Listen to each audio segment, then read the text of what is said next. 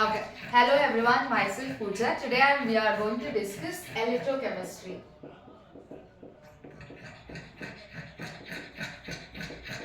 So basically in the chemistry we have three main branches, right? Physical chemistry, organic chemistry, inorganic chemistry. Physical chemistry is also one of the branch of a chemistry. The electrochemistry comes under physical chemistry.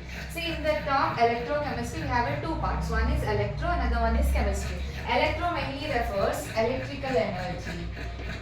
Chemistry mainly refers chemical energy. Basically in the electrochemistry we are learning conversion of electrical to chemical, chemical to electrical. Hence electrochemistry is a branch of physical chemistry, mainly deals with the interconversion of electrical energy to chemical, chemical energy to electrical. Based on these conversions we have an electrochemical cell.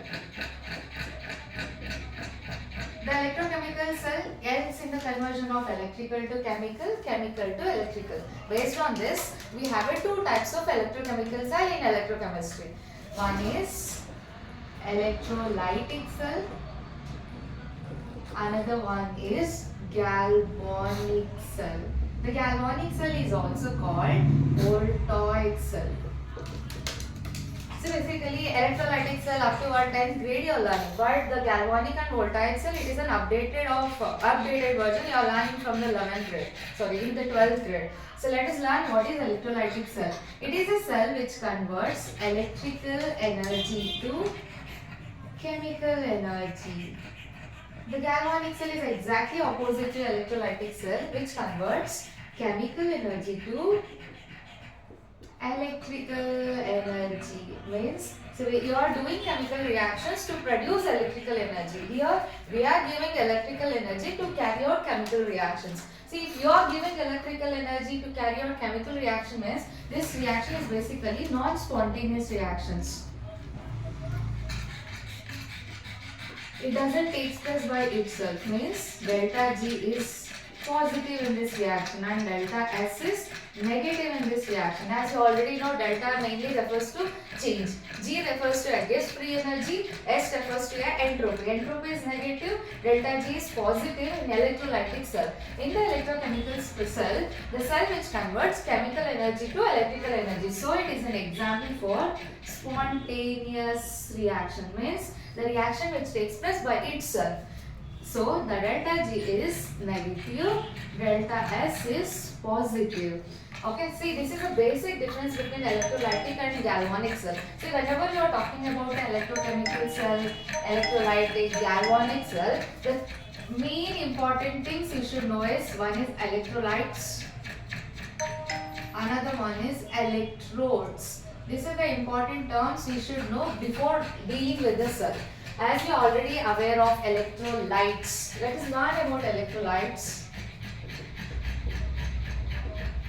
In chemistry, electrolytes are very important. Electricity, it is a flow of charges, correct? Now, flow of charges in terms of positive and negative, you are talking in terms of electrolytes. Basically, electrolytes are the substances which produces ions.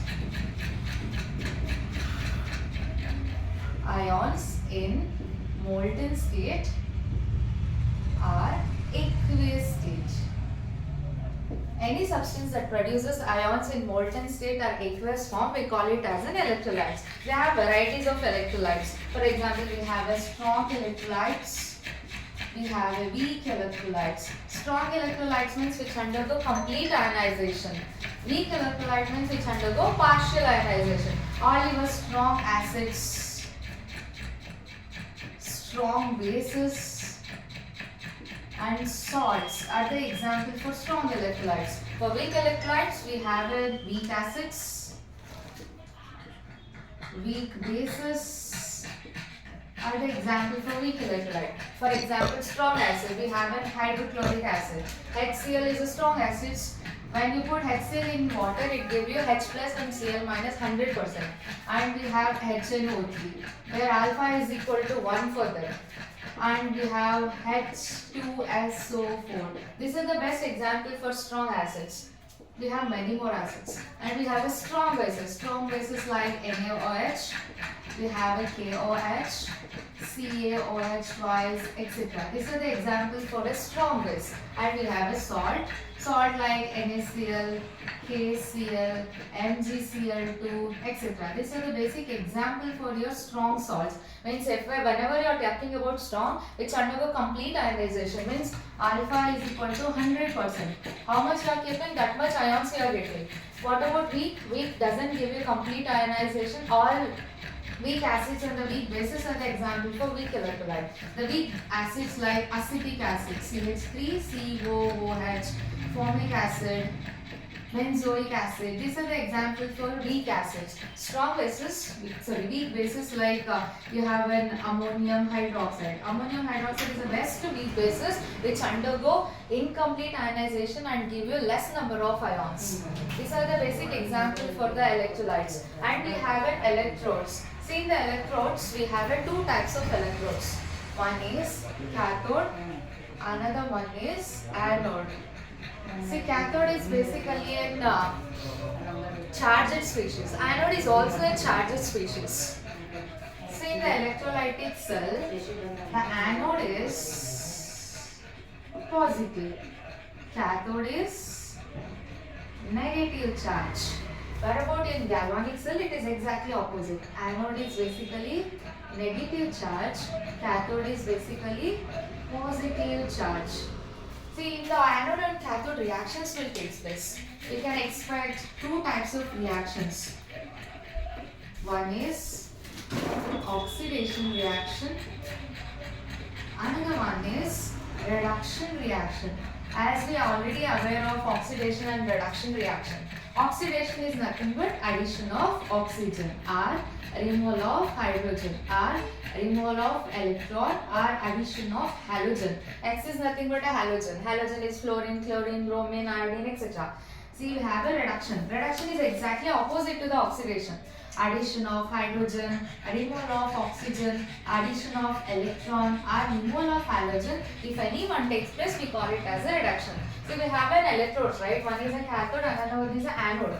So always remember, in the anode we can always expect oxidation reaction. In the cathode, always you can undergo reduction reaction. See, in the cells we have two types of cell. One is electrolytic cell, another one is a galvanic cell. The mainly one difference is the charges.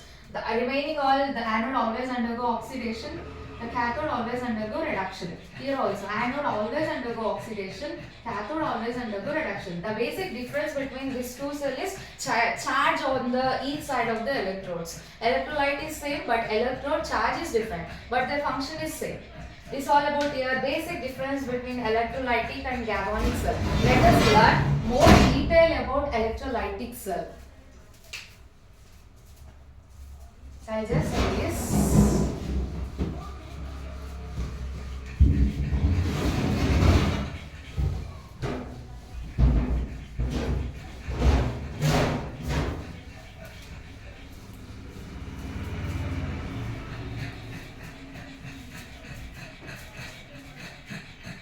Talk about electrolytic cell. See, in the electrolytic cell, we undergo electrolysis. The electro mainly refers to electricity. Lysis means breaking. Means we are breaking a bond by using electricity. That we call it as an electrolysis. Electrolysis is a phenomenon you are observing electrolytic cell. So in the electrolytic cell, it has one anode, cathode. Means this acts as an electrode. This kept in an electrolytic solution. Imagine I am taking NaCl. Okay. If I take a molten NaCl, the reaction is different. Same. If I take aqueous, then the reaction is different. Yeah. Here I am taking aqueous NaCl. Here I am taking molten NaCl. Aqueous NaCl means you are dissolving NaCl with water. But here you are not dissolving NaCl in water, but it is in a molten state, fused state. Imagine this is my anode, this is my cathode. It is connected to, anode is connected to positive terminal of the battery, cathode is connected to negative terminal of the battery. If I pass in electricity, molten NaCl is then it's split as Na plus Cl minus. As we already know, anode always undergo oxidation reaction, cathode always undergo reduction reaction. Means your sodium is there, it is positive charge. So sodium move towards your respective cathode. So sodium in the cathode it undergo reduction. Reduction means it loses electron. So it forms Na plus electron. The same chloride ion is there, it is negatively charged. So it moves towards a respective anode and it undergo oxidation reaction. Oxidation means addition of electron. Sorry, removal of electron. See, you have a Cl minus. It loses one electron. So this is Na. It loses one electron. A Cl minus. It is converting into Cl. Accept one electron results in the formation of Na. Thus a Cl minus loses one electron and it forms Cl. Basically Cl is unstable. So we need to take two chloride ions giving two chlorine molecule with two electrons. Basically if I do molten NaCl electrolysis, sodium is deposited towards the cathode and we have a chlorine gas. Chlorine gas is liberated at the anode. This is the process we are observing in the electrolysis of molten NaCl. Same if I do with aqueous NaCl, imagine this is my oxidation cell, it is also called anode. This is my cathode. Cathode always undergo reduction. Cathode is negative, anode is positive. I have an aqueous NaCl. Which are the ions you are expecting? We have a Na plus, Cl minus. Aqueous means we have a water. How water splits? OH plus and OH minus. This is positive, this is negative. So we have two cations and two anions here. Here there is no competition. One cation, one anion. The respective ions will move towards the respective electrodes. But if I have a two cation or a two anion, there is a competition between two anion and two cation. If I have H plus and Na plus, who will move faster? Who discharge very easily? That mainly depends on the discharge potential. The discharge potential of cation or anion mainly depends on electrochemical series. See, as you already know about electrochemical series, we have a lithium at the top, potassium, sodium, calcium, magnesium, aluminium, zinc, iron. We have an hydrogen, we have a lead, we have a copper. Lead I neglect here, copper. We have a mercury, we have a silver, we have a platinum, then followed by a gold. As you move from top to bottom, the electrochemical series, the reactivity series, it will decrease. Lithium is highly reactive, gold is least reactive. We have a hydrogen. Hydrogen electrode potential is 0, right? The hydrogen is considered as a standard. Based on this, we are deciding whether it is more reactive or less reactive. The elements which is present above hydrogen is more reactive compared to the elements present below. This is called as electrochemical series for your cation.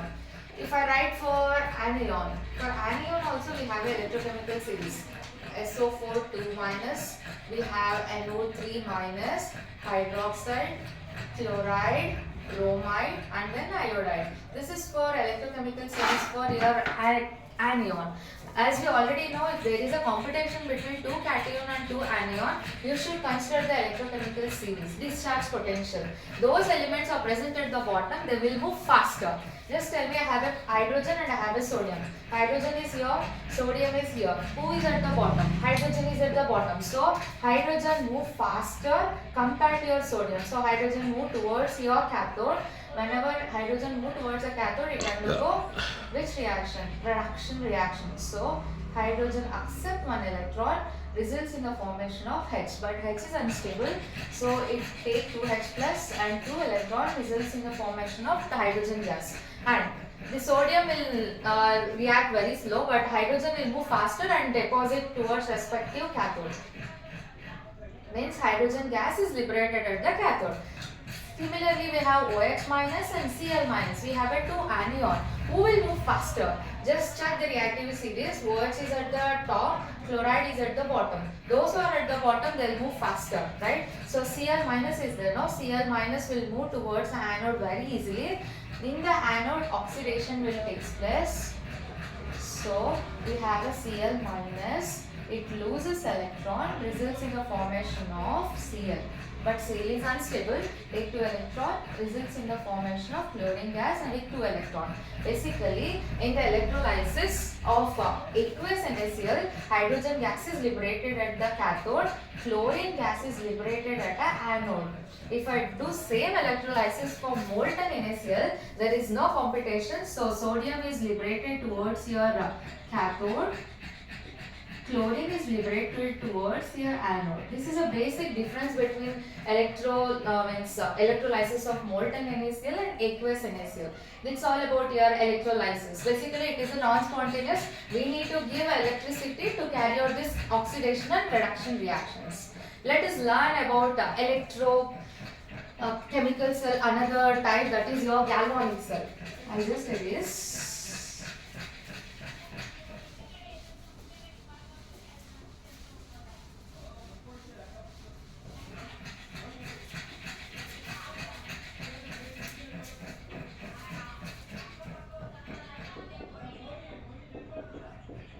Galvanic cell is also called as Voltaic cell.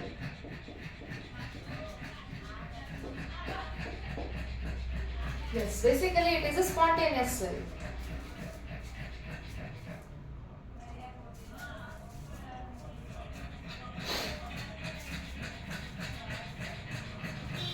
It is a spontaneous cell where delta G is negative, delta S is positive. See, in the galvanic cell we have a best example, that is Daniell cell.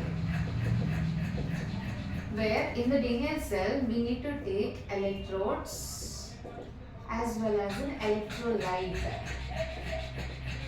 See, in the Daniell cell we are taken zinc and copper as an electrodes.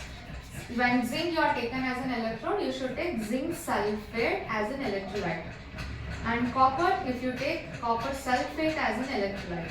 Then zinc is dipped in zinc sulfate, copper is dipped in copper sulfate. Both are dilute. We need to add water. When Daniell cell means we are already chosen electrode as a zinc and copper. Zinc act as an anode, copper act as a cathode. This is a condition. If I change the electrodes, then name of the cell will vary. Daniell cell means the zinc and copper is fixed. Let us learn the construction of Daniell cell now. So in the Daniell cell we have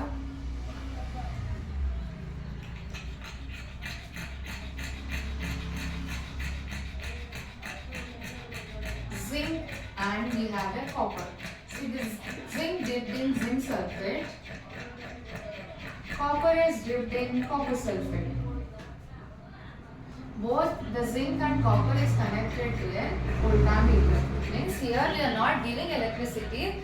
Here we are, by using chemical reaction, you are producing electricity. Means it is in Daniell cell is the best example for redox reaction. As you already know, red means reduction, ox means oxidation. Both oxidation and reduction takes place at the same time. Simultaneously, we call it as a redox reaction. Daniell cell is also an example for redox reaction. This when zinc dipped in zinc sulfate solution, it is an oxidation half cell. When a copper is dipped in copper sulfate, it acts as a reduction half cell. Both are connected, so it is an example for redox reaction. See, imagine zinc, if I dip in zinc sulfate solution, what is my agenda means you need to do chemical reaction to produce electricity. If zinc is dipped in zinc sulfate solution, zinc acts as an anode here. As you already know, anode means oxidation. When zinc loses 2 electrons and forms Zn2+. See, I have a Zn here.